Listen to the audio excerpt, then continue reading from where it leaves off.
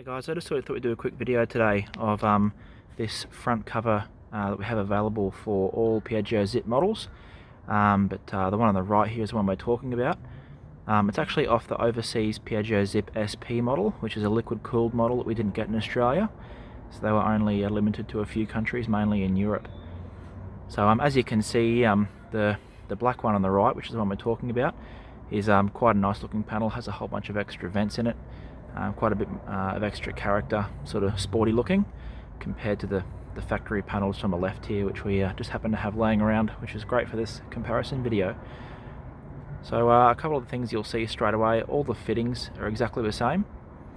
All your indicators, the actual inner part of the indicator and the lens will bolt straight onto this panel, exactly as the factory panel. Even the Piaggio logo, just down here on the factory panel, will just pop out and go straight into that little space there. So one of the other little nice features that you can see here is the SP logo, which is molded into the top of the cowl there. So these panels come in matte black. They don't come in any other colors at the moment. You can get the full panel set, but this is just a bit of a cheaper way of getting that Zip SP look without forking out a bucket load of money. So that's that one there.